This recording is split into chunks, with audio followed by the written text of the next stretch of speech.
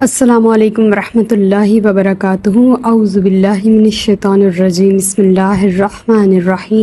آیت نمبر 67۔ لکل نبائن، ہر خبر کے لیے مستقرن، ایک مقرر وقت ہے، وسوف تعلمون، اور ان قریب جان لوگے۔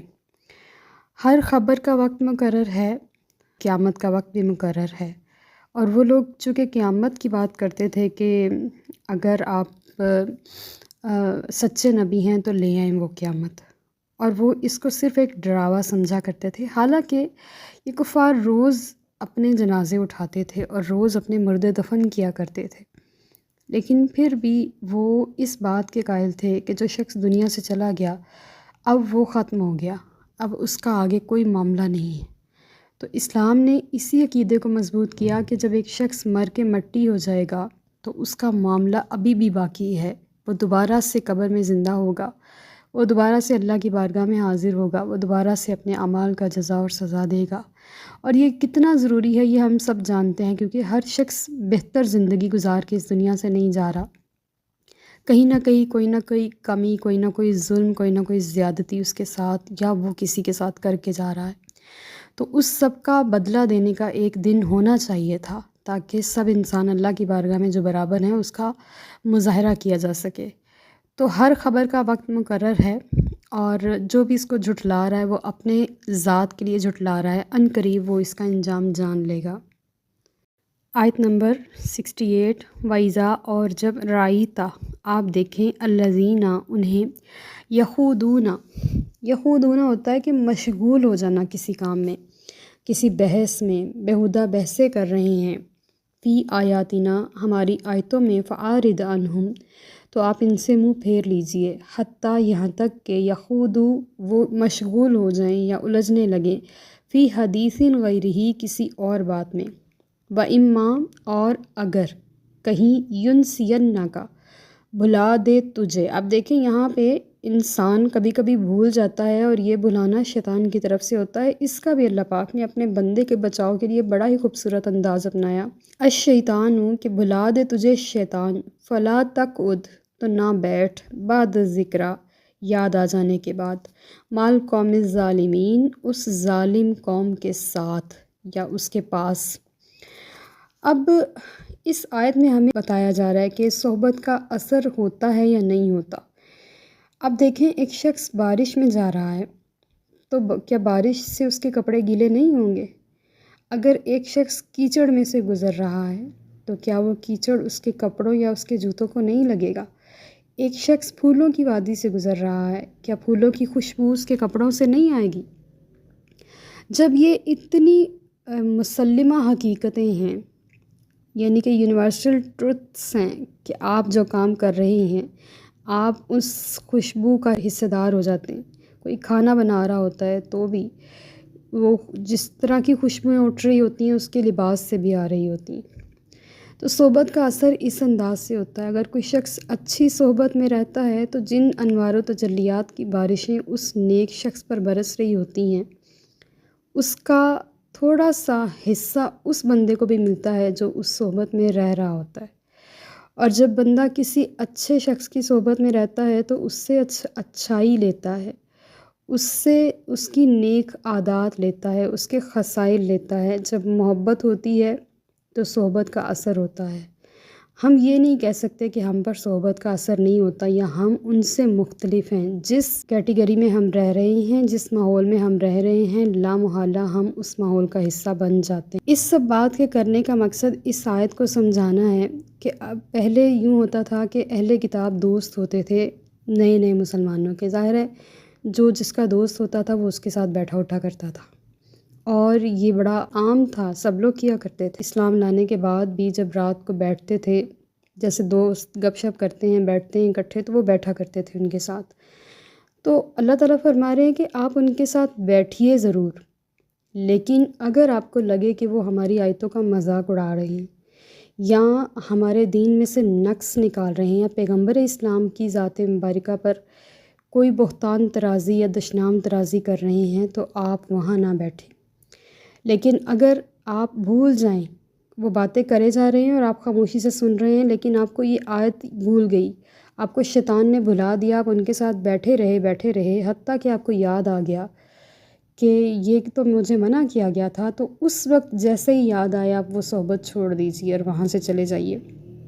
اگر میں اس آیت کو آج کے دور میں لے آؤں تو ہم سوشل میڈیا کا بہت زیادہ شکار ہو چکے ہوئے ہیں، اور سوشل میڈیا پہ ہمارے دین کا مذاق اڑایا جا رہا ہے۔ اور جس کی لیٹسٹ مثال اگر میں بتاؤں تو رمضان میں ایک پوسٹ بہت زیادہ چل رہی تھی کہ اے ایمان والو تم پر روزے فرض کیے گئے اور بعد میں پکوڑے نہیں، اور یہ اسلام کا صریح مذاق ہے۔ اور پھر روزے کے بارے میں بہت غلط الفاظ، مسلمان ہوتے ہوئے روزے کے بارے میں اس طرح کے الفاظ کہ کل تو بڑی مبارکباد دے رہے تھے آج بولتے کیوں نہیں۔ یہ سب کیا ہے؟ یہ کفار کا مشرب تھا، ہمارا نہیں تھا۔ انہوں نے کرنا تھا یہ سب، ہم کیوں کر رہے ہیں؟ ہمیں تو اس دین کو سجانے سنوارنے کے لیے اور اس دین کا صحیح چہرہ دنیا کے سامنے پیش کرنے کے لیے بھیجا گیا تھا۔ ہم پر تو دوہری ذمہ داری تھی، لیکن ہم نے اس دین کے خراب چیزیں تھیں وہی نہیں نکالی، اور بلکہ خود اس میں خرابی ڈالنے کی کوشش کر رہے ہیں۔ ہم غلط کر رہے ہیں۔ تو یہ سب کچھ شیطان کی طرف سے ہے، یہود اور ہنود کی سازش ہے، اور وہ کسی حد تک کامیاب ہو چکا ہے۔ اس کے پیچھے وہی ہے، اور مسلمان دیکھا دیکھی as a joke, as a fun اس کو استعمال کر رہے ہیں، اس کو فالو کر رہے ہیں، حالانکہ یہ فالو اپ بنتا نہیں ہے۔ تو ہمیں قرآنی آیات کا، اپنے دین کا، اپنی روایات کا، اپنی اقدار کا، اور خاص طور پہ مذہبی اقدار کا بہت زیادہ خیال رکھنا ہے۔ ہمیں جرأت مند سپاہی بننا ہے۔ جو جرأت مند سپاہی ہوتا ہے نا، وہ کسی حملے کو برداشت نہیں کرتا، اور وہ اس کا توڑ نکالتا ہے اور اس کا بہتر اور مناسب حل نکالتا ہے، یا پھر وہ جواباً حملہ کرتا ہے۔ تو جب کوئی شخص جرأت مند سپاہی ہوگا نا اسلام کا، تو پھر اللہ تعالیٰ اس بندے کی طرف رحمت کی نظر سے دیکھتا ہے، اور اس کی آنکھیں کبھی جلتی نہیں ہیں دوزخ کی آگ میں جو اللہ کی راہ میں پہرا دیتی ہیں۔ تو ہمیں پہرے دار بننا ہے کہ کوئی ہمارے آیات کا یا احادیث مبارکہ کا یا ہمارے دین کے کسی بھی اقدار کا مذاق اڑائے، تو ہمیں یا تو وہ صحبت چھوڑ دینی ہے، جیسے کہ قرآن فرما رہا ہے کہ آپ صحبت چھوڑ دیں، اللہ تعالیٰ فرما رہا ہے، یا پھر اس کا مدلل جواب دینا ہے۔ وما، اور نہیں ہے، علی الذین، ان لوگوں پر، یتقون، جنہوں نے تقوی اختیار کیا، من حسابہم، ان کافروں کے حساب سے، من شیئن، کوئی بوجھ، ولیکن، اور لیکن، ذکرہ، نصیحت ہے، لعلہم، تاکہ وہ یتقون، باز آ جائیں۔ اب اس آیت میں اللہ تعالیٰ بیان فرما رہے ہیں کہ پہلے تو ہمیں دیکھیں صحبت سے منع کیا گیا کہ ایسے لوگوں کی صحبت میں ہی نہیں بیٹھنا، لیکن اگر بیٹھنا پڑ جائے تو جب وہ اس طرح کی بات کرنے لگ جائیں تو پھر آپ نے اس صحبت کو چھوڑ دینا ہے، یا پھر مدلل جواب دیں۔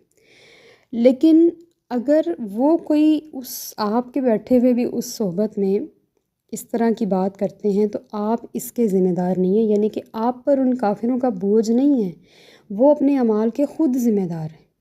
یہ نصیحت آپ کو اس لیے کی گئی ہے تاکہ وہ باز آ جائیں، لیکن یہ نصیحت صرف پرہیزگاروں کے لیے۔ ہم کافروں کو نصیحت نہیں کر سکتے، ہم انہیں دین سکھا سکتے ہیں، سمجھا سکتے ہیں، دینی اقدار بتا سکتے ہیں، لیکن ہم انہیں نصیحت نہیں کر سکتے۔ ہم نصیحت صرف ان کو کریں گے یتقون، جو تقوی اختیار کرتے ہیں، جو پرہیزگار ہیں، جن پر نصیحت کا اثر ہوتا ہے۔ آیت نمبر 70، وَذَرِ الَّذِينَ، اور آپ چھوڑ دیجئے ان لوگوں کو، اتخذوا، جنہوں نے بنا لیا، دینہم، اپنے دین کو، لعباً، کھیل، ولہواً، اور مذاق یا دل لگی یا دھوکہ، وغرتہم، اور دھوکے میں ڈال دیا انہیں، الحیات الدنیا، دنیاوی زندگی نے، وذکر بہ، اور نصیحت کرو اس کی، ان تبصلا، کہ کہیں ہلاک نہ ہو جائے، نفسم، کوئی جان، بما کسبت، جو اس نے کمایا، یعنی کہ اس قرآن سے نصیحت کرو۔ لیسا، نہیں ہے، لہا، اس کے لیے، من دون اللہ، اللہ کے سوا، ولی، کوئی دوست، ولا شفیع، اور نہ ہی سفارشی، وَإِن تَعْدِلْ، اور اگر وہ معاوضہ دے، یعنی کہ عدل کہتے ہیں بدلے کو یا برابری کو، تو جتنا اس نے کیا ہے اس کے مطابق کوئی رقم دے دے، کل عدل، ہر بدلہ، لا یؤخذ منہا، تو نہیں لیا جائے گا اس سے، اولئک یہی وہ لوگ ہیں الذین جو لوگ ابسلو ہلاک کیے گئے. دیکھیں اوپر ہم نے پڑھا تبسلا اور نیچے ہے ابسلو، اس کا مطلب ہے ہلاک ہو جانا. بما کسبو اپنے اعمال کے سبب، لہم ان کے لیے، شرابن پانی ہے، من حمیم کھولتا ہوا، وعذاب علیم اور دردناک عذاب ہے، بما کانوا یکفرون جو وہ انکار کیا کرتے تھے. اس آیت میں تھوڑی سی اللہ پاک نے سختی سے اپنی بڑائی کا اظہار فرمایا ہے، اور جو لوگ اس سے غافل ہیں اور وہ اس کی اس صفت غضب سے غافل ہیں اور وہ اللہ تعالیٰ کو صرف رحمان اور رحیم کے ہی دائرے میں رکھتے ہیں، حالانکہ اس کی صفت جبار اور قہار بھی ہے، تو وہ بھی اچھا ہے. بندہ جیسا اپنے رب سے گمان کرتا ہے وہ ویسا ہی اسے پاتا ہے، لیکن اس کا یہ مطلب نہیں ہے کہ اس کی اس صفت کو بھول ہی جایا جائے. بہت سارے اولیاء کرام بہت زیادہ روتے ہوئے پائے گئے ہیں، بہت سارے صلحائے امت، بہت سارے شہدائے امت، بہت سارے علماء امت اپنے رب کی اس صفت کی وجہ سے بہت زیادہ روتے پائے گئے ہیں. اور حضرت عمر فاروق رضی اللہ تعالیٰ عنہ جب اس طرح کی کوئی آیت پڑھا کرتے تھے تو آپ کے چشمان اقدس سے آنسو اس طرح سے بہنے لگ جایا کرتے تھے کہ ایک وقت ایسا آ گیا تھا کہ آپ کی آنکھوں سے آنسوؤں کے لیے باقاعدہ راستہ بن گیا ہوا تھا، اور جب آنسو گرتے تھے تو اسی راستے سے گرا کرتے تھے. یعنی کہ کہنے کا مقصد یہ ہے کہ آپ بہت روئے ہیں اور اپنے گناہوں پر روئے ہیں اور اپنی رب کے غضب پر روئے ہیں. تو ہمیں بھی ان آیات کو پڑھ کے اپنے رب کی بارگاہ میں اپنے کچھ آنسوؤں کا نذرانہ پیش کرنا چاہیے کہ مولا تیری اتنی بڑی جہنم ہے، تو ہمیں اپنی اس جہنم سے محفوظ رکھنا. اتنی گہری ہے، ادھر اتنا اندھیرا ہے، ادھر کھولتا ہوا پانی ہے، ادھر دردناک عذاب ہے، اور ہم دنیا کی ذرا سی آگ اور گرمیوں کا ذرا سا موسم اور دھوپ کی ذرا سی تپش اور شدت برداشت نہیں کر سکتے. ہماری باڈی ہی اس نے ایسی بنائی ہے، تو وہ اتنا سخت عذاب ہم کہاں سہیں گے. تو اللہ پاک سے التجا کر سکتے ہیں کہ مولا تو ہمیں اس دن کی اور اس مقام کی سختی اور عذاب سے محفوظ رکھنا. یہاں پہ اللہ تعالیٰ بیان فرما رہے ہیں کہ جنہوں نے دین کو کھیل تماشا بنا لیا، اور آج اگر ہم سب دیکھیں تو ہم نے دین کو واقعی میں کھیل تماشا بنا لیا ہوا ہے. حالانکہ کسی بھی زبان کے الفابیٹس کا احترام کرنا چاہیے. ہم نے لکھے ہوئے کپڑے پہننے شروع کر دیے ہیں. عربک لکھی ہوتی ہے، اردو لکھی ہوتی ہے، انگلش لکھی ہوئی ہوتی ہے، کچھ بھی لکھا ہوا ہوتا ہے. یہ کہاں کی انسانیت ہے؟ یہ کس کتاب میں لکھا ہے کہ اس طرح سے کرنا چاہیے؟ شروع میں ہمیں چیزیں تھوڑی بہت لگتی ہیں کہ ہم غلط کر رہے ہیں، لیکن بعد میں ہم اسی ہجوم کا حصہ بن کے وہی کرنے لگ جاتے ہیں. یہ سب غلط ہے. ہمیں بچنا ہوگا، ایک سٹیپ پیچھے لینا ہوگا. اپنے دین کو مذاق اور تماشا نہیں بنانا. اس کو لہو و لعب کے لیے نہیں اللہ پاک نے اسے اتارا تھا. ہم نے اس کو کھیل اور تماشے میں ضائع نہیں کرنا. ہمارے پاس یہی تو ایک مہلت ہے، یہی تو زندگی ہے. تو اللہ تعالیٰ فرما رہے دھوکے میں ڈالا ہوا ہے دنیاوی زندگی نے کہ ہم نے 100 سال جی لینا ہے. جتنا بھی جی لیں گے جانا تو ادھر ہی ہے نا جہاں سے آئے ہیں. تو نصیحت کو قبول کرنا ہے اور نصیحت کرنی ہے اس قرآن سے. اس قرآن کی آیات پڑھ کے سنانی ہے تاکہ دیکھیں اللہ پاک کتنا پیار کرتا ہے اپنے بندے سے. وہ فرما رہا ہے انتبصل نفس بما کسبت. اس قرآن سے نصیحت کرو کہ کہیں کوئی بندہ اپنے اعمال کے سبب ہلاک نہ ہو جائے.